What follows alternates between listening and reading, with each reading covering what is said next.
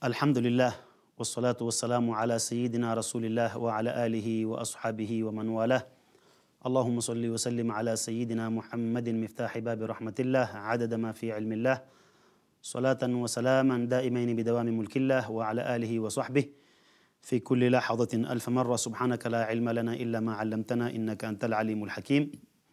رب اشرح لي صدري ويسر لي أمري واحلل عقدة من لساني يفقه قولي. اللهم صل وسلم على سيدنا محمد لسانه فصيحة وريقه شفاء. Amma bado, tukiendelea na silsila yetu ya milango ya khairi iliyoko ndani ya mwezi mtukufu wa Ramadhani, tukiwa bado katika kuelezea mlango wa fadhila za ibada ya saumu. Bwana Mtume Muhammad alayhi salatu wassalam ametueleza fadhila nyingi ambazo kwamba ziko katika ibada hii ambayo kwamba ni ibada ya kipekee ambayo Mwenyezi Mungu Subhanahu wa Ta'ala ameiweka katika mwezi wa kipekee ambao ni mwezi mtukufu wa Ramadhani. Akatuambia shahru Ramadhana alladhi unzila fihi alquran, mpaka mwisho wa aya. Bwana Mtume Muhammad alayhi salatu wassalam atueleza fadhila za saumu. Moja katika fadhila za saumu ni annahu yaksiru thawrana shahwa, ni kwamba saumu ni ibada ya kipekee ambayo kwamba inamvunja mwenye kufanya ibada kama hii, ama mwenye kufunga, inavunja ule mchemko wa shahwa yake.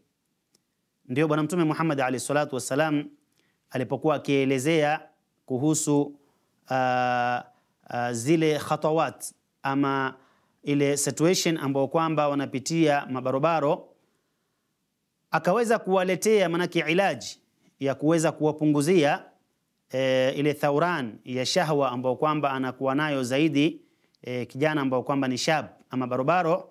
Bwana Mtume Muhammad alayhi salatu wassalam ilaji aloitoa katika situation kama hii ni ibada ya saumu. Asema Bwana Mtume Muhammad alayhi salatu wassalam, ya ma'ashara ash-shabab man istata'a minkum al-ba'ata falyatazawwaj fa innahu aghaddu lil-basar wa ahsanu lil-farj wa man lam yastati' fa alayhi bis-sawm. Bwana Mtume Muhammad alayhi salatu wassalam aeleza mabarabara katika hadithi kama hii akiwaambia kwamba ya ma'ashara ash-shabab, enyi mjumuiko wa vijana au mabarabara, man istata'a minkum al-ba'ata falyatazawwaj, kulingamana na ile hali mnaoishi nayo, hali ya fitna, hali ya matatizo, hali ya kuwa shahwa zenu zinachemka kila wakati, basi Bwana Mtume alayhi salatu wasalam anawaambia anayeweza kuoa katika nyinyi basi na aoe kwa ajili ya kuvunja fitna za shahwa. Kisha akiendelea Bwana Mtume Muhammad alayhi salatu wasalam kwa kujua kwamba si kila kijana ana uwezo wa kuoa, wala sio kila kijana yuko katika mazingira ambayo kwamba anaweza kuoa, akampa ilaji nyingine ambayo kwamba ni ilaji muhimu kuliko hata ile ya kwanza. Asema Bwana Mtume Muhammad alayhi salatu wassalam, wa man lam yastati' fa alayhi bisawm, ay man lam yastati' minkum zawaj fa alayhi bisawm. Basi yule ambaye kwamba atakuwa hawezi au hana namna au hana uwezo wa kuoa katika nyinyi, basi fa alayhi bisawm. Asema Bwana Mtume Muhammad alayhi salatu wassalam, huyu dawa yake badala ya kwamba amekosa dawa ya nikah na kuwa na mke, hii dawa yake itakuwa ni dawa ya as-sawm, kufunga. Limadha ya Rasulullah? Anasema fa innahu lahu wija, kwa sababu hii saumu itakuwa kwake yeye kijana kama huyu ni kinga, kama alivyotuambia katika hadithi iliyotangulia kwamba as-saumu junna, saumu ni kinga. Miongoni mwa kinga ambazo kwamba zapatikaniwa katika saumu ni kumkinga kijana ambaye kwamba ni barobaro, kijana ambaye kwamba ni wa kwanza kuinukia, kijana ambaye kwamba shahwa yake ina thauran ya hali ambayo kwamba si ya kawaida. Kwa hiyo kijana kama huyu atakapofunga, shahwa kama ile hupungua, na shahwa kama ile bali inakwenda katika hali ya kwamba inaweza kukatika. Kwa hiyo miongoni mwa fadhila za ibada ya saumu ni kwamba saumu inavunja shahwa ya mwanadamu kwa jumla, na haswa shahwa ya wale watu ambao kwamba wako katika makali ya shahwa ama wako katika level ya hali ya juu katika shahwa, kama alivyowahusisha Bwana Mtume Muhammad alayhi salatu wasalam, kwa sababu aghlab mara nyingi inakuwa wenye shahwa ya hali ya juu sana ni vijana ambao ni mabarobaro. Vile vile Bwana Mtume Muhammad alayhi salatu wasalam katika kueleza thawabu au katika kueleza fadhila za saumu atueleza kwamba saumu ni moja katika njia ambazo kwamba zinakupeleka wewe peponi, ama saumu ni moja katika asbabu nyingi ambazo kwamba zinaweza kumfanya mwanadamu akaweza kuingia katika pepo.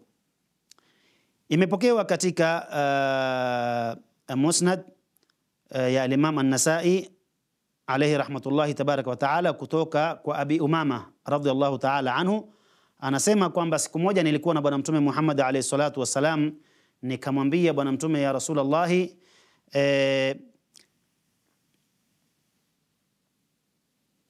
murni bi amrin yanfa'uni. Allahu akamwambia, ya Rasulullah, murni bi amrin yanfa'uni Allahu bihi. Qala alayhi salatu wassalam, alayka bis-sawm fa innahu la mithla lah, fa innahu la mithla lah. Huyu Umama radhiallahu ta'ala anhu asema kwamba nilikuwa na Bwana Mtume Muhammad alayhi salatu wassalam, nikamwambia, ya Rasulullah, murni bi amrin yanfa'uni Allahu bihi. Ya Rasulullah, niamrishe jambo ambalo kwamba Mwenyezi Mungu Subhanahu wa Ta'ala ataninufaisha nalo. Yani huyu sahaba anaomba kwa Bwana Mtume Muhammad alayhi salatu wasalam jambo ambalo kwamba litakuwa ni kheri kwake yeye, yani atapata kwa jambo kama hili manufaa ya dunia na manufaa ya akhira. Angalia Bwana Mtume Muhammad alayhi salatu wasalam katika kumuhusia kwake na kumweleza jambo ambalo kwamba litamfaa sahaba kama huyu katika dunia na katika akhira, asema alayhi salatu wasalam, alayka bisawm fa innahu la mithla lah au la mathila lah. Jilazimishe na ibada ya saum, ama jilazimishe na kufunga, kwa sababu kufunga au saumu ni kitu ambacho kwamba hakina mfano katika kukunufaisha na katika kukupa khairi za dunia, bali bil khusus khairi za akhira. Kwa hiyo hii yatuonesha wazi kwamba ibada ya saumu ni ibada ambayo kwamba fadhila zake ni nyingi. Miongoni mwa fadhila zake ni kukuelekeza katika manufaa ambayo kwamba ni manufaa ya dunia, bali ni manufaa ya akhira ambayo kwamba ndio maksudio haswa ya kuletwa ibada kama hii. Vile vile Bwana Mtume Muhammad alayhi salatu wasalam katika kutueleza kwamba saumu ni katika asbab kubwa ambazo kwamba zinakupa wewe mwenye kuifanya ibada kama hii pepo. Asema Bwana Mtume alayhi salatu wasalam kutoka kwa hadithi ya Sahal ibn Sa'ad radhiallahu ta'ala anhu, anasema kwamba Bwana Mtume alayhi salatu wasalam anasema, inna fil jannati baban yuqalu lahu ar-rayyan yadkhulu minhu as-sa'imuna yawm al-qiyamah la yadkhulu minhu ahadun ghayruhum yuqalu ayna as-sa'imun fayaqumun la yadkhulu minhu ahadun ghayruhum fa idha dakhalu ughliq falam yadkhul minhu ahadun, au kama qala alayhi salatu wassalam. Asema Sayyidina Sahal ibn Sa'ad alayhi rahmatullahi tabaraka wa ta'ala alimsikia Bwana Mtume Muhammad alayhi salatu wassalam akisema kwamba inna fil jannati baban yuqalu lahu ar-rayyan, kwamba katika pepo, ndani ya pepo yote kwa jumla, kuna mlango ambao kwamba jina lake ni ar-rayyan. Mlango huo anasema yadkhulu minhu as-saimun, wataingia hapo ni watu wa saumu peke yao yaum al-qiyama, siku ya kiyama. La yadkhulu minhu ahadun ghayruhum, hatoingia mtu mwingine yoyote ambaye kwamba si watu wa saumu. Anaendelea Bwana Mtume Muhammad alayhi salatu wasalam kutueleza kwamba kutanadiwa, kutatolewa sauti ama kutasemwa kwamba aina saimun, wako wapi watu waliokuwa wamejipamba na ibada ya saumu. Fayaqumun, watu wa saumu watasimama. La yadkhulu minhu ahadun ghayruhum, hatoingia baada ya watu wa saumu mtu mwingine yoyote ambaye kwamba alikuwa hana tabia ya kufunga. Fa idha dakhala au fa idha dakhalu ughliq, wakisha kuingia watu wa saumu, basi mlango kama huo na pepo kama hiyo itafungwa. Fala yadkhulu minhu ahadun, fala yadkhulu minhu ahadun, hatoingia tena mtu mwingine yoyote. Katika hadithi kama hii tufaidika kwamba ibada ya saumu ni ibada ambayo kwamba ina thamani kubwa, ni ibada ambayo kwamba ina uzito mbele ya Mwenyezi Mungu Subhanahu wa Ta'ala, mpaka kufikia kiasi ya kwamba Mola Subhanahu wa Ta'ala atadondoa katika milango ya pepo, aweke mlango ambao kwamba ni haswa wa ibada ya saumu, mlango ambao kwamba ataupa jina la kipekee mbali na majina mengine ambayo kwamba yapo katika milango ya pepo. Pepo ya saumu itaitwa Ar-Rayyan. Mwenyezi Mungu Subhanahu wa Ta'ala tujalie tuweze kujipamba na ibada kama hii na tuweze kuendelea nayo, ili Mola Subhanahu wa Ta'ala atujalie na sisi tuwe ni katika wale ambao kwamba watapata pepo ya Mola Subhanahu wa Ta'ala kwa kupata mlango huo wa Ar-Rayyan. Vile vile tukiendelea kutaja fadhila za saumu, asema Bwana Mtume Muhammad alayhi salatu wassalam katika hadithi alizopokea al-Imam Ahmad alayhi rahmatullahi tabaraka wa taala kutoka kwa Sayyidina Abdullah ibn Amr radhiallahu taala anhu, anasema kwamba asema Bwana Mtume Muhammad alayhi salatu wassalam, as-siyamu wal-Qur'an yashfa'ani lil-'abdi yawm al-qiyamah yaqulu as-siyam ay rabbi mana'tuhu at-ta'ama wash-shahawati bin-nahar fashaffi'ni fihi wa yaqulu al-Qur'an mana'tuhu an-nawma bil-layli fashaffi'ni fihi qala fayushaffa'ani au kama qala sallallahu alayhi wa ala alihi wa sahbihi wasallama. Katika hadithi ambayo kwamba imepokelewa na Saidna Abdullah ibn Amr ibn al-Asi alayhim rahmatullahi tabaraka wa taala jami'an, asema kwamba alimsikia Bwana Mtume Muhammad alayhi salatu wassalam akisema, as-siyamu wal-Qur'an yashfa'ani lil-'abdi yawm al-qiyamah, kwamba saumu na Qur'ani ni vitu viwili ambavyo kwamba vitamshufaia mja au Muislamu ambaye atakuwa ameshikamana na vitu viwili kama hivi siku ya Kiyama. Yani saumu na Qur'ani vitamshufaia mwenye kufunga na mwenye kusoma Qur'ani siku ya Kiyama.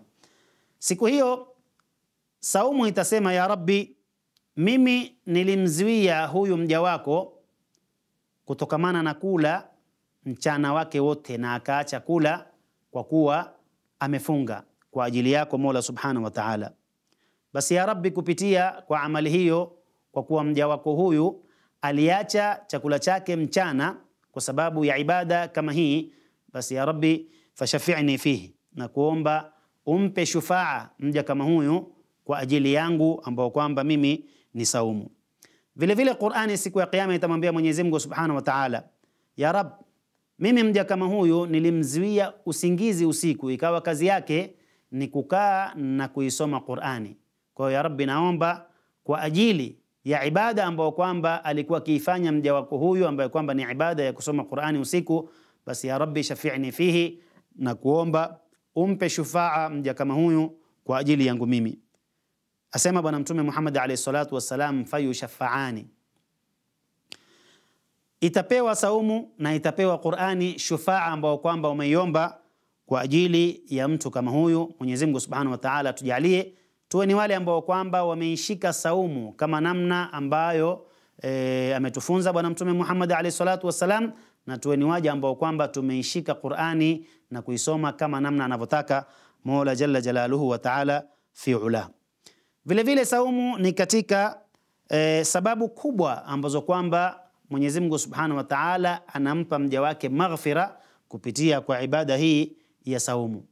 Asema Bwana Mtume Muhammad alayhi salatu wassalam katika hadithi yake mashhur, man sama ramadana imanan wa ihtisaban ghufira lahu ma taqaddama min dhanbi.